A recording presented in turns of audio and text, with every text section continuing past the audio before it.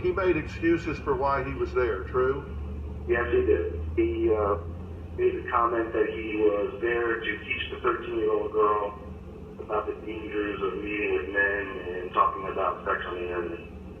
Right, and you guys, what you guys do when you set up this sting is you go into a chat room and you identify yourselves as a child, a 13-year-old girl or whatever, right up front, correct? So there's no question who they think they're talking to. Correct. As a matter of fact, the very first detailed comment that was made to Mr. Smith was that the girl was 13 years old, and then the second comment after that was to reiterate that she was 13 years old.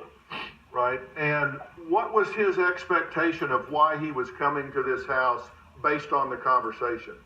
His expectation was that he was going to meet with the 13-year-old girl. He was going to take her to a store to buy a sex toy, and he was then going to teach her how to use the sex toy to enhance the sexual experience. For a 13-year-old girl? Yes, sir. Mm-hmm. And did y'all search his car when he was arrested? Yes, the car was inventoried during the arrest, and we found a condom in the car. So, I mean, he clearly was prepared to have sexual relations when he arrived on the scene if he had a condom in the car. Absolutely, without a doubt. We traveled 41 miles at 1 o'clock in the morning to meet with this girl. There's no doubt in my mind his clear intention was to come there to have sexual relations with an underage girl. Did you get the sense that this was the first time Jeffrey had ever done this, or did you get the sense that he was pretty practiced at this? I would say that in terms of the online chatting, he was very practiced. He did not balk any of the conversation. It was very smooth. He understood the language.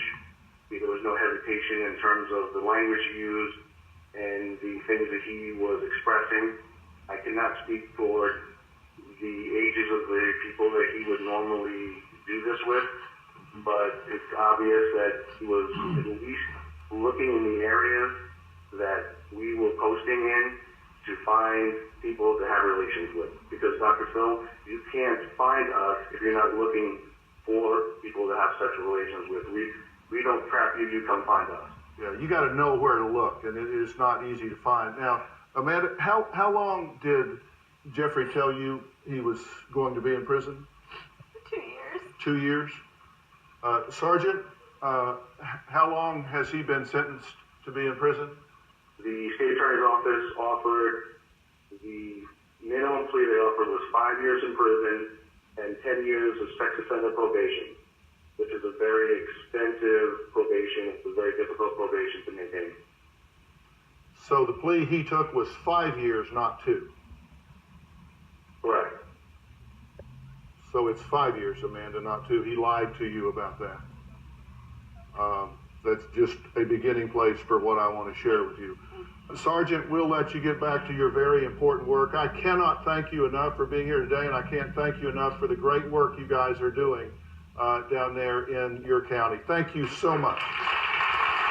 Thank you for having me. Next, now does Amanda think she should file for divorce? We're going to find out what she thinks, and I'm going to tell her what all of this confusion she's feeling is about, and hopefully we're going to unravel this ball of emotional yarn. We'll be right back.